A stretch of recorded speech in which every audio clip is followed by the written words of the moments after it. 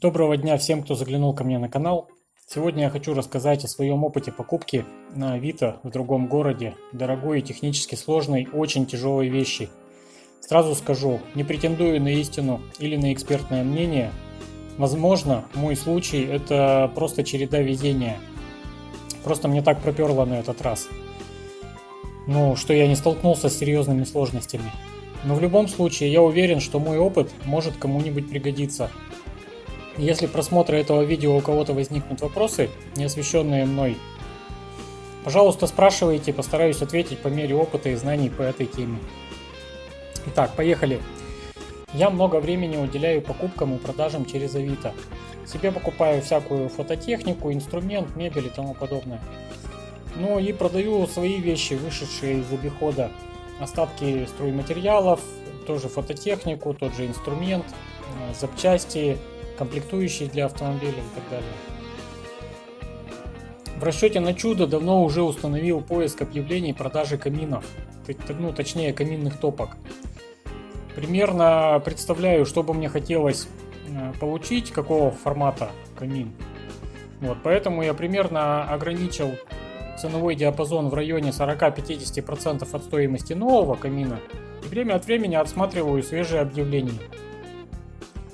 Понимаю, что камин сейчас далеко не самая необходимая вещь в нашем доме, но у нас еще не завершена отделка потолков на первом этаже, нет отделки лестницы на второй этаж, только что начал потихоньку менять двери на более приличные, еще нужны встроенные шкафы, люстры, да еще много чего другого. По внешней отделке дома тоже еще сейчас масса работ предстоит, но все это нужна куча денег и времени. Поэтому для моей семьи камин сейчас это, конечно, непозволительная блажь. В то же время я отдаю себе отчет, что рано или поздно камин нам все равно таки нужно будет покупать и ставить. И примерно присматриваю то, что хочется. А хочется то, что стоит в диапазоне от 400 до 500 тысяч рублей, и дороже. Бюджет для моей семьи сейчас это очень солидный. Но только поэтому я и поставил диапазон цен в поиске объяв каминных топок на такой смелый уровень, меньше половины стоимости. В расчете на какое-то чудо. И это чудо произошло. В один прекрасный вечер пикнуло приложение в телефоне и упали свежие объявы. Открываю, смотрю и не верю своим глазам. Прям то, что мне надо. Почти новая и по цене существенно ниже половины стоимости. Нормальная немецкая топка от известного бренда Sparterm с угловым подъемным стеклом. Метровое стекло подъемное, угловое. Топка размером где-то метр на 60 сантиметров и весом 300 килограммов. Ладно, пробежался по сайтам, почитал, модель приличная, никаких особых изъянов не содержит. Наоборот, даже весьма популярна и у нас, и в Европах. Стоит, конечно, опупенно дорого. У нас в городе ценник начинается от 430 тысяч рублей. Странно, почему ее вдруг продают за такую смешную цену, за 180 тысяч. Возможно, есть существенные косяки, что-то там в ней сломано, не работает или вообще недокомплект. Написал продавцу, спросил. Нет, говорит, все в идеале, все исправно, проверено, протоплено один раз и упакована. Топка уже была встроена в новое жилье, когда там делался ремонт, но по-серьезному не эксплуатировалась, была только проверочная топка. Потом, через некоторое время люди переехали жить в другую страну, дом продали, но этому новому владельцу камин просто не нужен. Он там делает капитальный ремонт, все перестраивает под себя, и камин просто аккуратненько убрал, упаковал и увез на хранение в подземный паркинг. Но спрашиваю, а почему все-таки такая цена-то низкая? Говорит, да нет, в принципе, никаких проблем, только топка-то все равно немного БУ, она же не новая, не в заводской упаковке. А такую дорогую сложную вещь обычно покупают очень состоятельные, богатые люди, которые не готовы брать бэушные вещи. А люди, которые берут камины за 150-200 тысяч, они тоже, для них это очень дорогая, и боятся покупать ее в бэушном состоянии, потому что нет никакой гарантии, нет установки и так далее. Потому-то такая низкая цена. Вот, что еще надо найти покупателя на эту груду железа. Я на радостях, конечно, рассказал и показал все это жене. Она сразу, не раздумывая, твердо сказала свое «нет». Я понял, что дальше обсуждать этого не имеет смысла, но решил продолжить общение с продавцом в попытках для себя найти какую-то зацепку, чтобы отказаться от этого заманчивого предложения и не переживать дальше. Все равно пока мне не верилось, что так бывает и что такая вещь может стоить так дешево. Но где-то же должен быть подвох. Может быть, это кидалово. Сейчас на Авито очень много объявлений с каким-то виртуальным товаром, которые продают, берут какую-то частичную предоплату и на этом все сворачивается. Стал дальше общаться с продавцом. Созвонились. Выяснилось, что все это происходит в подмосковном элитном поселке на Рублевке. То есть место такое обозначено очень крутое. Продавец реальный, спокойный, интеллигентный молодой человек. Нормально идет на контакт. На Кидалова совсем не похоже. Отправил мне сразу фото и видео этого камина. То есть так получается, что топка реальная, без изъянов, стоит действительно в паркинге. Ну вот это единственная проблема, как ее оттуда достать. Дальше ситуация развивалась еще несколько дней. За это время я уже изучил на форумах доступную информацию по бренду Spatter. Пересмотрел кучу видео на YouTube. Ну и разгорелся еще сильнее. Для себя решил, что надо все-таки эту топку попробовать взять. Ну, по крайней мере, вот попытаться. Опыта покупок настолько дорогих вещей дистанционно у частного лица у меня до сих пор не было. Ну а риск нарваться на дорогие проблемы подстерегает на каждом шагу. Самое простое было бы взять билеты из ЕКБ в Москву и слетать, посмотреть и организовать отгрузку самостоятельно. По крайней мере, я бы там сам видел и руками трогал то, что я покупаю, и смог бы это организовать и отправить оттуда, значит, в свой город. Но этот вариант сразу отпадает, потому что я вынужден все делать втайне от жены. Ни в какую командировку я улететь внезапно не могу. Ладно, будем действовать другим путем. Позвонил продавцу, пообещал в ближайшее время отправить к нему своего человека, который приедет, все проверит, посмотрит и, возможно, даже организует отгрузку. Продавец на это спокойно согласился. Я подумал, это хороший знак, раз ему нечего скрывать, и он готов все это показать. Это, по крайней мере, говорит о том, что топка на самом деле не виртуальная, что она на самом деле есть и в полном порядке. Параллельно я разместил запрос на выполнение работ на бирже Forum House, где подробно обозначил адрес, время, список задач и стоимость. Сразу получил несколько предложений от потенциальных исполнителей, стал с ними вести переговоры. Тут же я занялся поиском транспортной компании. На форуме каминщиков мне посоветовали одну контору, с которой давно работают их. Позвонил в эту транспортную компанию, обрисовал ситуацию. Вроде бы сначала лихо взяли за заказ, начали готовить договор, посчитали примерную стоимость. Меня все это устроило. Я уже даже взял точный адрес у продавца, паспортные данные для оформления договора. И мы предварительно договорились с ним на отгрузку в определенный день. Но в последний момент, где-то за день до этого, транспортники отказались. Ну, сначала без объяснения причины, потом я все-таки интересуюсь, что, в чем проблема-то. Сначала так лихо, а потом все сдулось.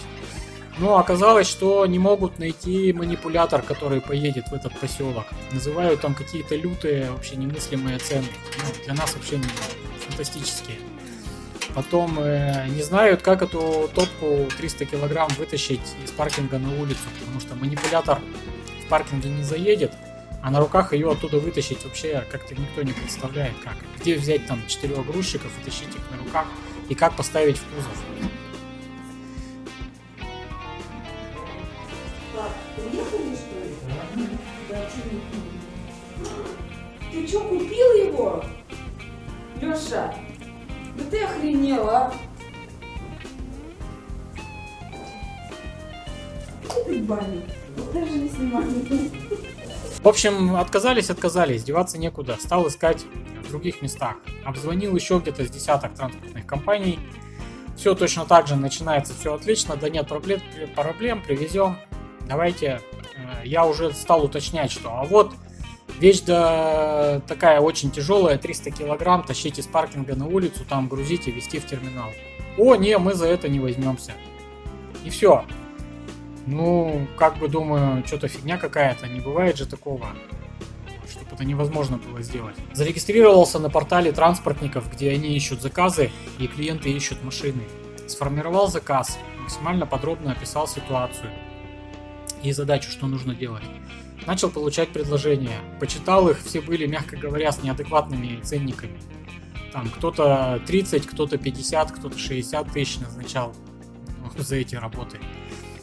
Вот. Все остальные транспортные компании вообще наотрез отказывались даже это обговаривать.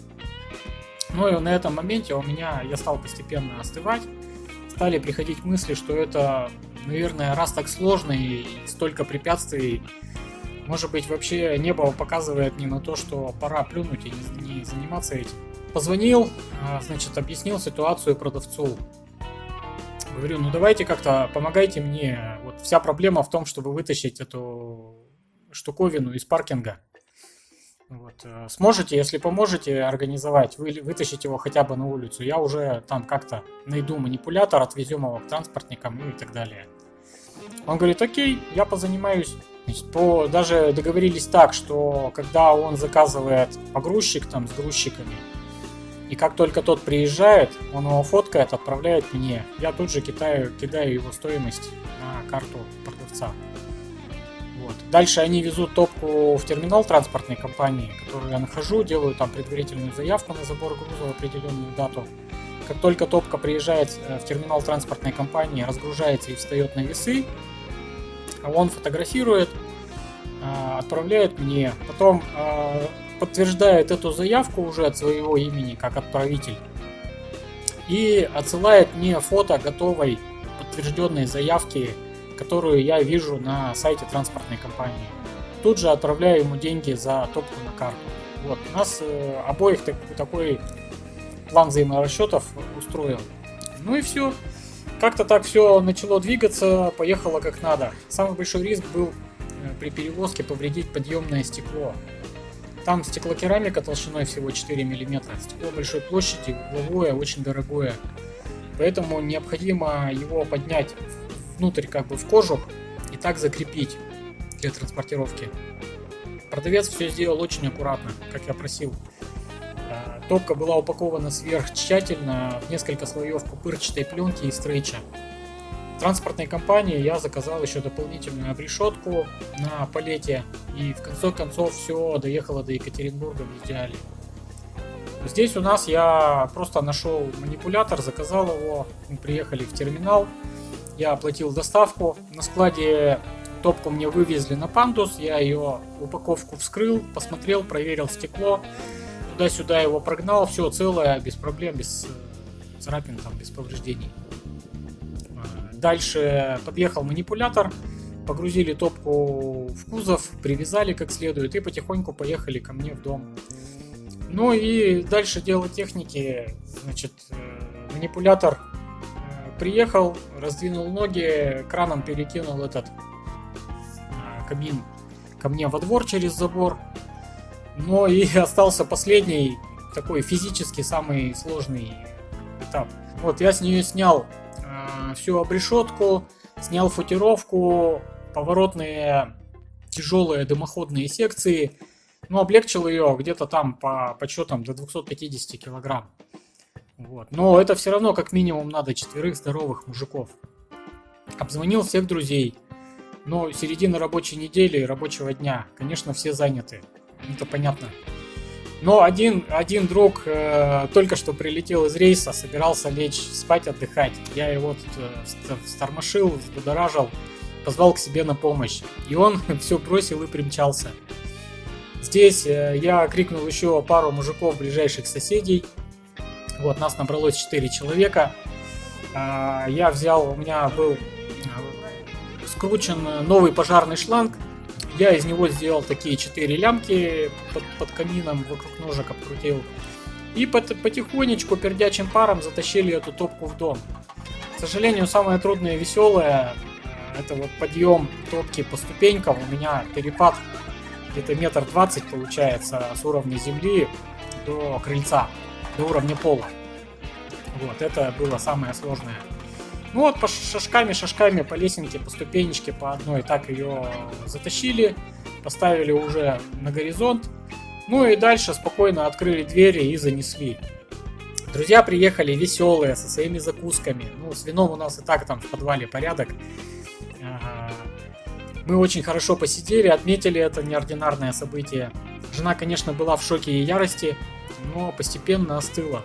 И только после того, как друзья убедились, что мне больше ничего не угрожает, все собрались и поехали по домам.